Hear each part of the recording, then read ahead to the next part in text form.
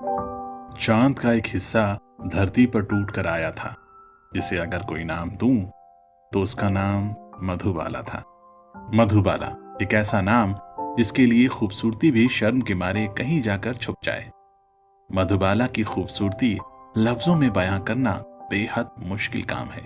Hindi cinema में 40 के दशक में एक ऐसी अभिनेत्री आई जिन्हें अगर खूबसूरती की देवी कहा जाए तो भी गलत नहीं होगा। वो थी ही इतनी खूबसूरत कि खूबसूरती भी उन्हें जी भर कर निहारे। उन पर एक बार नजर पड़ जाए तो नजर हटाने का मन ना करे।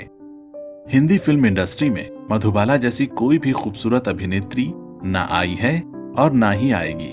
मधुबाला इतनी खूबसूरत थी कि उन्हें वीनस क्वीन के नाम से जाना जाता था। खुदा ने जिसे अपने हाथ से तराशा था, शायद उसका नाम मधुबाला था। मधुबाला की पैदाइश अताउल्ला खान और आयशा बेगम के घर 14 फरवरी 1933 को दिल्ली में हुई थी। वो अपने 11 भाई बहनों में अपने वालिदैन की 5वीं औलाद थी। इनके वालिद साहब अफगानिस्तान के पश्तून जनजाति से ताल्लुक रखते थे। मधुबाला का असल नाम मुमताज जहां देहलवी था और वो वेंट्रिकुलर सेप्टल नाम की जन्मजात बीमारी के साथ पैदा हुई थी। काफी इलाज करवाने के बावजूद उन्हें इस बीमारी से उनकी मौत के साथ ही निजात मिली।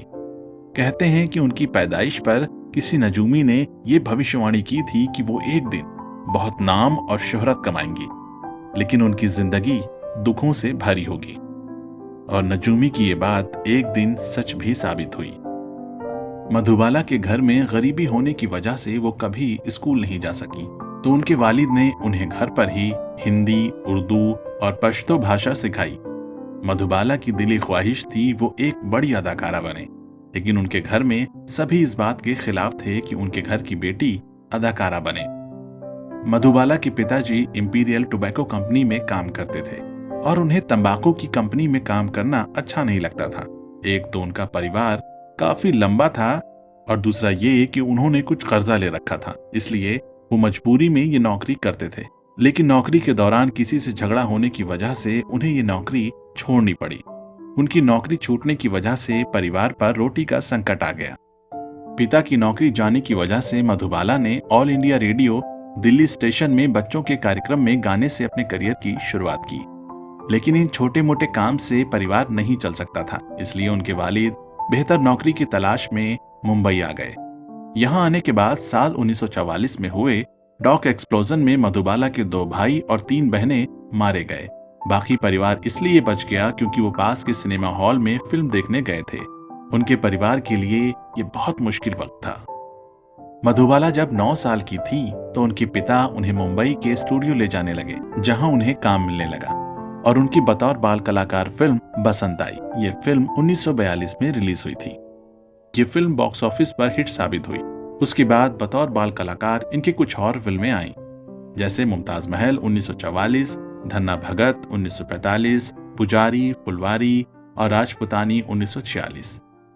मधुबाला की जिंदगी में वो वक्त आया जब उन्होंने मुख्य अभिनेत्री के तौर पर अपनी पहली फिल्म की। वो फिल्म थी 1947 की नीलकमल। इस फिल्म में इनके हीरो थे राज कपूर। ये उनकी भी बतौर हीरो पहली फिल्म थी। इस फिल्म के वक्त मधुबाला सिर्फ 14 साल की थी और उस वक्त वो मुमताज के नाम से जानी जाती थी। इनकी खूबसूरती और प्रतिभा को देखते हुए मशहूर अभिनेत्री देविका रानी ने मुमताज को अपना नाम बदलकर मधुबाला करने की सलाह दी, जो उन्होंने मान ली। फिल्म नीलकमल के बाद मधुबाला की दर्जनों फिल्में आईं, लेकिन उन्हें कोई खास पहचान नहीं मिल पाई। इनके काम को असली पहचान मिली साल 1949 में आई कमाल अमरोही की फिल्म महल से। हालांकि पहले इस फिल्म में मुख्य किरदार सुरैया निभाने वाली थी, लेकिन कुछ वजहों से उन्हें हटाकर मधुबाला को लिया गया और ये फिल्म मधुबाला के करियर के लिए लकी साबित हुई। महल के बाद मधुबाला ने फिर पीछे मुड़कर नहीं देखा। उन्होंने एक के बाद एक हिट फिल्में दी। फिल्म महल का गाना आएगा आने वाला, जिसे लता मंगेशकर ने गाया था, काफी पसंद किया गया था। इस गीत ने लता मंगेशकर को भी एक नई पहचान दी थी। साल 1950 में एक ऐसा दौर भी आया जब मधुबाला की फिल्में लगातार फ्लॉप होती गईं। इसके बाद तो मीडिया में ये गॉसिप होने लगी कि उनकी पिछली फिल्में उनकी खूबसूरती की वजह से हिट हुई थी, ना कि उनकी प्रतिभा की वजह से। हालांकि उनकी फिल्मों के असफल होने की वजहों पर अगर गौर करें तो समझ आएगा कि उनके पास कोई योग्य मैनेजर नहीं था जो उनके लिए सही फिल्मों का चुनाव कर सके। उनके मैनेजर की भूमिका उनके वालिद साहब ही निभा रहे थे, जिन्हें फिल्मों और भूमिकाओं की कोई समझ नहीं थी। उन्हें जहां से ज्यादा पैसों के ऑफर मिलते थे वो वही फिल्म साइन कर लेते थे। इस वजह से मधुबाला के करियर को काफी नुकसान हुआ, लेकिन अपनी फिल्मों के लगातार फ्लॉप होने की वजह से मधुबाला बिल्कुल भी निराश नहीं हुई और वो पूरे लगन से काम करती रही। और वो वक्त भी आ गया जब उन्होंने उन लोगों को गलत साबित कर दिया जो कहा करते थे कि मधुबाला में कोई टैलेंट नहीं है, वो सिर्फ अपनी खूबसूरती की वजह से काम कर रही हैं। साल 1958 में मधुबाला की लगातार 4 फिल्में सुपरहिट साबित हुईं। वो फिल्में थीं फागुन, हावड़ा ब्रिज, काला पानी और चलती का नाम गाड़ी। इन फिल्मों ने उनके करियर को एक नई रफ्तार दी और उनकी अदाकारी की प्रतिभा का भी लोगों ने लोहा माना। मधुबाला ने गुरुदत्त के साथ मिस्टर और मिसेस 55 ये फिल्म 1955 में रिलीज हुई थी। इस फिल्म में काम किया जो कि बॉक्स ऑफिस पर सुपरहिट साबित हुई थी और इस फिल्म के गीत भी काफी मकबूल हुए थे। दिलीप कुमार से मधुबाला की मुलाकात 1951 की फिल्म तराना के सेट पर हुई थी। इस फिल्म की शूटिंग के दौरान ही मधुबाला को दिलीप कुमार बेहद पसंद आ गए थे। उन्हीं दिनों के दौरान मधुबाला ने दिलीप कुमार को एक खत लिखा जिसमें लिखा था कि मैं आपसे बेइंतहा मोहब्बत करती हूँ, क्या आप भी मुझे पसंद करते हैं? इस खत का जवाब दिलीप कुमार ने लाल गुलाब भेजकर दिया। दिलीप कुमार और मधुबाला के प्यार के किस्से हिंदी फिल्म इंडस्ट्री में बेहद मशहूर हैं। इन दोनों का रिश्ता 7 साल तक चला, फिर किसी गलतफहमी की वजह से दोनों अलग हो गए।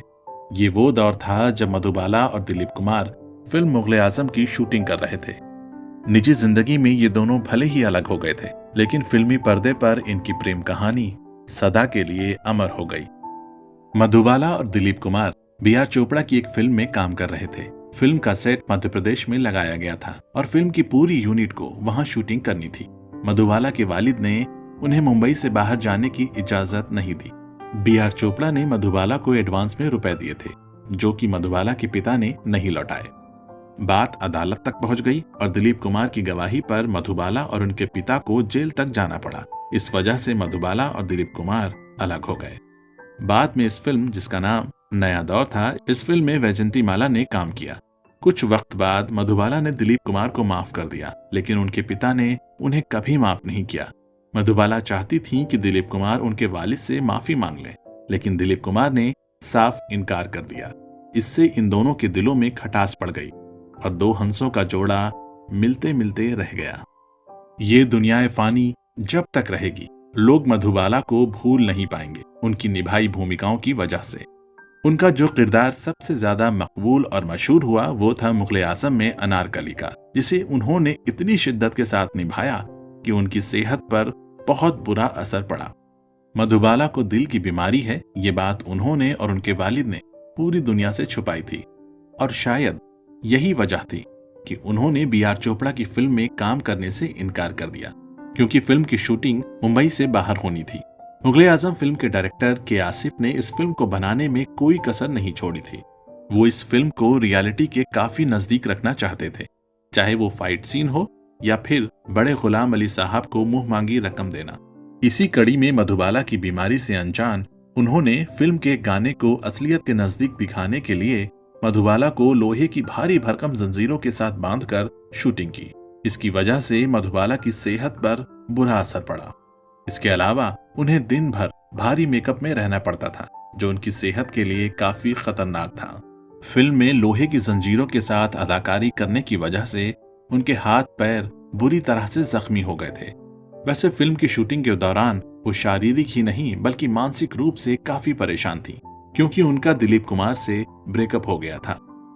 जरा सोचिए, जिससे आप दिलो जान से मोहब्बत करो और वो आपका ना हो पाए। सोने पे सुहागा ये कि उस इंसान के साथ रोमांस का अभिनय करना पड़े, दिन भर वो आपके एकदम नजदीक रहे। इस स्थिति को सोचकर भी शरीर में सिरहन दौड़ जाती है। तो सोचिए जरा मधुबाला पर क्या गुजरी होगी। फिल्म मुगले आजम में मधुबाला ने जो अभिनय किया उसकी तारीफ अल्फाजों में बयां करना बेहद मुश्किल काम है। अनारकली की भूमिका निभाकर वो हमेशा के लिए अमर हो गईं। अपनी खूबसूरती और अदाओं से करोड़ों दिलों पर राज करने वाली मधुबाला अपने आखिरी दिनों में प्यार के लिए तरसती रहीं। उनकी पैदाइश मोहब्बत करने वालों के दिन यानी कि वैलेंटाइन डे के दिन हुई थी, लेकिन उन्हें कभी प्यार नसीब नहीं हुआ। दिलीप कुमार से अलग हो जाने के बाद उन्होंने किशोर कुमार से शादी कर ली, लेकिन उन्होंने भी आखिरी वक्त में मधुबाला का साथ नहीं दिया। वो अपने आखिरी वक्त में बिल्कुल अकेली थी। 27 साल की उम्र में मधुबाला ने 1960 में किशोर कुमार से शादी की थी। शादी के बाद किशोर कुमार को मधुबाला की दिल की बीमारी के बारे में पता चला और ये भी पता चला कि वो ज्यादा दिनों तक जिंदा नहीं रह पाएंगी। इसके बाद किशोर कुमार ने मुंबई के कार्टर रोड में एक घर खरीदकर मधुबाला को एक नर्स के साथ छोड़ दिया। कहते हैं कि किशोर कुमार हर महीने मधुबाला से मिलने आया करते थे। मधुबाला ने प्यार तो किया, लेकिन किसी ने उनके साथ वफा नहीं की। वो प्यार के दर्द को लेकर 23 फरवरी 1959 को 36 साल की उम्र में इस दुनिया से हमेशा के लिए रुखसत हो गईं। मधुबाला के बारे में कुछ दिलचस्प बातें। मधुबाला को गाड़ियां चलाना बेहद पसंद था। उन्होंने पहली बार 12 साल की उम्र में गाड़ी चलाई थी। मधुबाला को कुत्ते बेहद पसंद थे, जिसके चलते उनके घर पर 18 कुत्ते थे, जिन्हें वो बेहद प्यार करती थी। मधुबाला को हॉलीवुड के महान निर्देशक फ्रैंक कैपरा अपनी फिल्म की हीरोइन बनाना चाहते थे, लेकिन उनके वालिद ने उन्हें इसकी इजाजत नहीं दी। मधुबाला ने नाता 1955 और महलों के ख्वाब 1960 जैसी फिल्मों का निर्माण किया और इन फिल्मों में अदाकारी भी की। भारतीय डाक ने 18 मार्च 2008 को मधुबाला के सम्मान में एक स्मारक डाक टिकट जारी किया। 10 अगस्त 2017 को मैडम तुसाद संग्रहालय नई दिल्ली के द्वारा मधुबाला के मोम के पुतले का अनावरण किया गया था। तो दोस्तों, ये थी कहानी अभिनेत्री मधुबाला की। आपको यह कहानी कैसी लगी हमें कमेंट बॉक्स में जरूर बताइएगा।